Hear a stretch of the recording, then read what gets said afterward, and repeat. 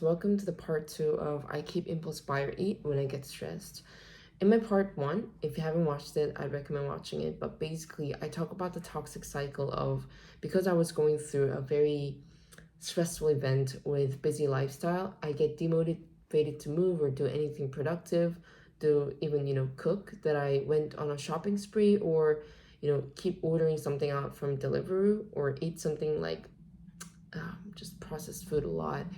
And I would reward myself and find emotional compensation from food, and then I would make a promise to myself like I won't do this anymore. But then I kept betraying myself, and that led to more self-hatred and regrets that kind of like looped me around for a very long time in my second year.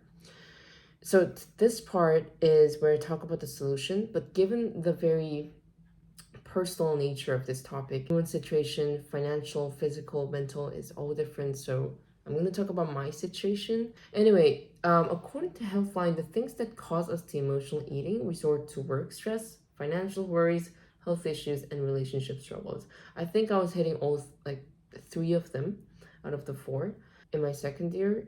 And whenever I am close to hitting those crises again, I suddenly remember the things that I had to go through in my second year and immediately rearrange my priorities. Like if I feel like I'm losing the track of my health and my financial budgeting, then because I've experienced this in my second year, I set eating healthy and budgeting as a non-negotiable, no matter how busy I am. Like I did not know this thing called setting the non-negotiable with myself, but non-negotiable is kind of a promise that you keep with yourself, like, oh, no matter how busy you are, no matter what's going on in your life, this needs to be non-negotiable. And to me, that's mindful eating and budgeting. I no longer let the hustle culture image of that 24-hour non-stop coding with the hoodie on while eating, a mountain of junk food on the table, like you see on those movies of like Ivy League students or prodigies, convince me that that is the only way to achieve success, because it's not. At that time, I also did not realize that, well, more like I did not want to admit that I was suffering from these stress, because I didn't see myself as someone who struggles with stress and kind of like find a hard time overcoming that stress, especially if that stress was coming from something that happened in the very distant past. I did not want to like admit that I was still struggling from that. And I also did not know the term emotional eating itself. Like I've never heard about it before. On top of that, I also didn't know the difference between physical hunger and emotional hunger. I learned this through a podcast called, I think it was called The Psychology of Our 20s. But basically, physical hunger has 3 features. It develops slowly over time, and you can feel the sensation of being full, and you can take that as a kind of a sign to stop eating. And third, it's tied to the last time you ate. So, my everyday solution was I would first be aware of the term emotional hunger and really study the difference between physical and emotional hunger. Emotional hunger, as I've emphasized in part 1, it comes up very suddenly, and most importantly for me, it was most of the times triggered by the need for comfort or because I was feeling a certain overwhelming emotions. So it was less about eating to survive per se. I learned this term emotional eating, and then ever since that, I started to write journal entries to track my emotions and really analyze like what exactly is bothering me. What exactly is the stress root cause? I wasn't just like writing, oh my God, I'm so stressed, like I'm so hungry. But I was actually like, what exactly is it bothering me? And that would be, having a formative that was due next week that I'm not ready for. And then I would like try to solve, the root cause.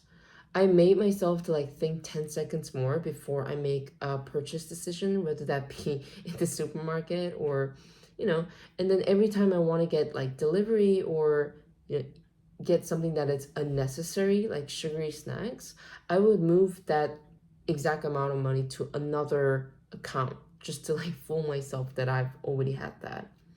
So I started to track what I eat more, most importantly, I started to track protein intake that I had, because I had a first-hand experience of not craving a certain type of food, especially sugary food, when I had enough protein that day.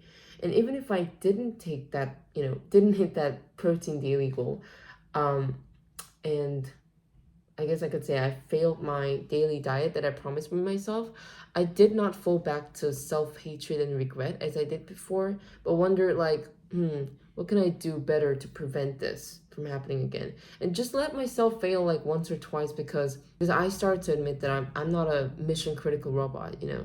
Lastly, this one event changed my entire perception of eating. My trip to Sweden helped me kind of like redefine my relationship with food and eating. In my second year, I went on a solo trip to Sweden just to like heal and have fun. And there I treated myself at a very fancy hotel dinner. I don't do that every time, but anyway, I did that. And that's when it hit like, oh, eating can be great if you eat in the right portion and great quality, rather than how I was eating at the time, which was mindlessly shoveling, supermarket low quality, like 1 pound snacks just to feel something, which always ended up feeling heavy and like made myself bloat a lot. So yeah, one real meal taught me more than 100 guilt spirals I've ever had.